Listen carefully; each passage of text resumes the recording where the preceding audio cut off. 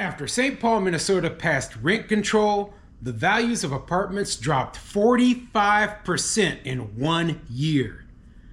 I'm Tony, and this is Real Estate Investing and Landlord News. Alright, so I have an interesting article for you today, and it's an update to multiple different videos that I've done about the rent control laws up in St. Paul, Minnesota.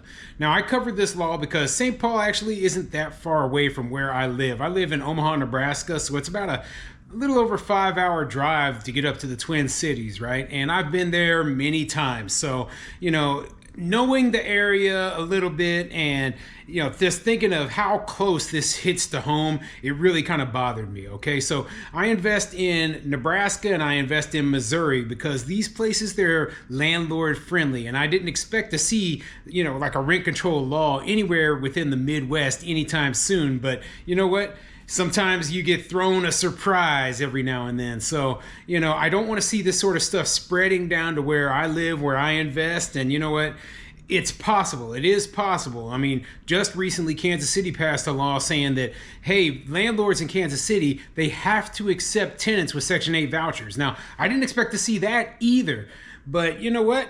Like I said, the stuff that's happening on the coast, it is impacting us here because it's giving the progressives, the left-leaning people here ideas of what they can implement to take away our property rights, okay? So we have to look out for these laws. We have to fight back against them. We have to let our local politicians know that we do not approve of this sort of thing, or we will be stuck under the same ridiculous rules and regulations that we're seeing in parts of the country that are nowhere near us, okay? So this St. Paul, Minnesota, they passed one of the most strict rent control laws in the entire country where basically every single property, regardless of when it was built or anything, was stuck under a cap of a 3% rent increase. Now, they modified the law to exempt newer properties recently, but, it did not help bring back the developers. It did not help restore the faith that property owners have in the city. So what are they going to do? They're going to decide to invest somewhere else. And in a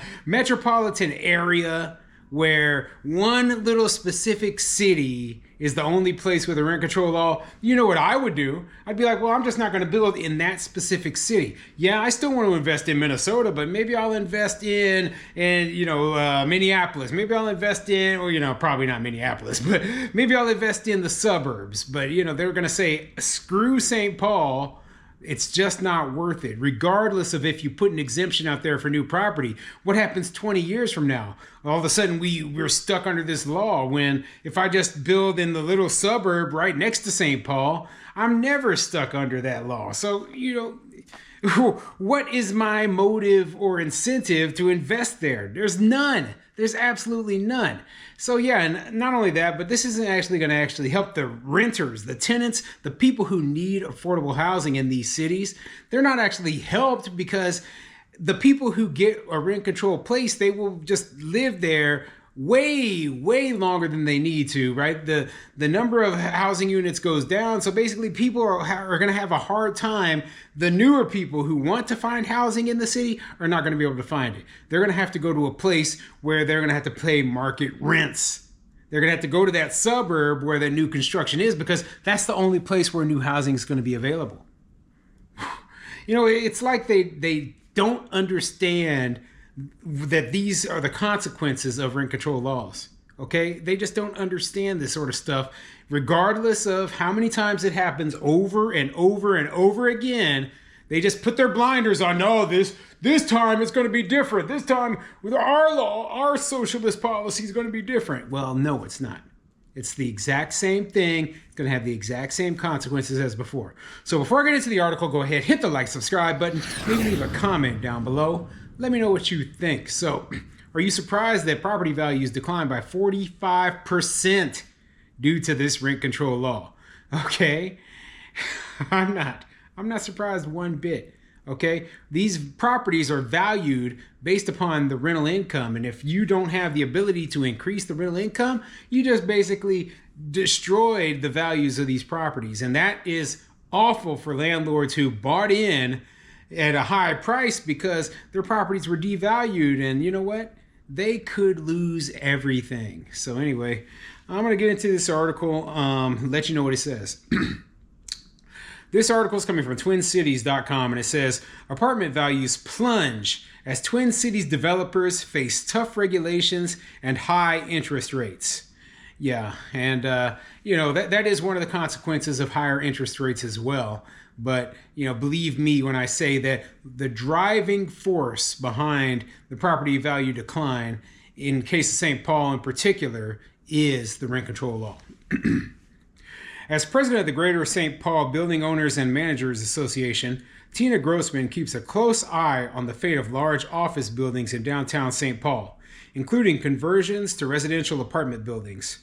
Once a bright spot for a downtown that struggles to attract sizable office tenants, office to residential conversions have become hard to find. Grossman couldn't think of any beyond the upcoming conversion of landmark towers. Some long-standing projects appear stalled, and none were completed downtown last year. I really don't like this whole, there's this idea by these certain people, mostly progressives, that, we've got lots of empty office space, so why don't we just convert it over to residential? It's not that simple, okay? The buildings were built for purpose. They don't have the proper plumbing in place. They don't have, a lot of the space doesn't have enough windows in place. It doesn't meet the same codes and regulations. It costs a fortune to convert a office building over to residential, right? And so the only way they can pencil these projects to make them work is with massive government subsidies. So, I think it's a pipe dream when they're sitting there thinking, we're going to convert all these empty office buildings over into residential. Well, not the way that things work right now. It just is not economical to do that. In many cases, it's cheaper to build from the ground up than it is to convert these places, okay? So, I hate the idea that they throw out there like, we this is space, people could live in it. Well, if that's the case, then why couldn't we just turn a warehouse into housing? Well, because simply put, it's built as a warehouse to store boxes, not to house people, okay? It's the same thing with office building. They were built for different purposes, and it just would not work without expensive conversions. Things are not good now, Grossman said, and they're looking to get worse. The rental housing market is quieted in other ways too, with depressed sale prices on apartment buildings and less activity on new construction. Buyers of St. Paul apartment buildings last year paid around $78,000 per unit, down 45% from the year before, according to Housing Link, a nonprofit housing information clearinghouse based in the Twin Cities. While some blame St. Paul's voter-approved rent control ordinance, Minneapolis, which has no such policy, saw its own apartment sale prices drop by 27%.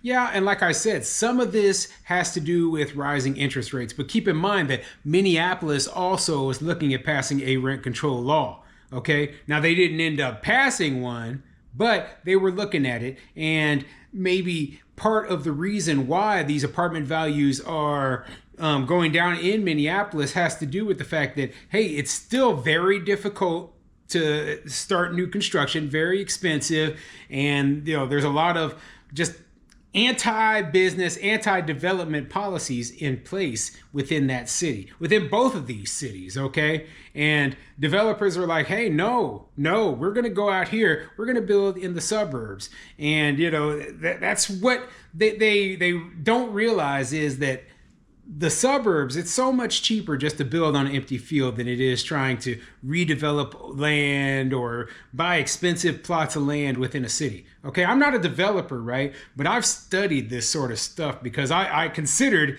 I was like, oh, well, maybe I can figure this problem out, right? The problem isn't the fact that the construction itself, right? It has to do with all of the different zoning regulations, all the different permitting, etc. For the city. It has to do with the extremely high land prices within the city, the cost to, if there's something already on the land, to tear it down. It just makes building within a city so much more expensive than it is to build out in the suburbs. Housing industry officials caution that there are different ways to crunch and interpret the numbers. The Housing Link averages are based on sales reported by Finance and Commerce magazine and may not be exhaustive. Still, the number in Minneapolis sounds about right, says Cecil Smith, president and chief executive of the Minnesota Multi-Housing Association, which advocates for property owners and managers of apartment buildings. Elated by the price drop, Widener Apartment Homes of Washington State recently went on a buying spree, picking up fancy Minneapolis properties like the Elin Uptown Apartments, the Nick on 5th, and the LPM Apartments in Loring's Park at steep discounts, Smith said. The picture in St. Paul is a bit cloudier, and that 45% figure may not mean that much given the small number of transactions.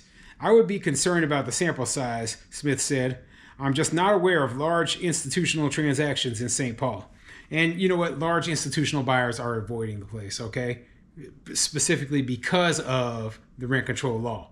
Okay, I guarantee it. I guarantee it. And you know what?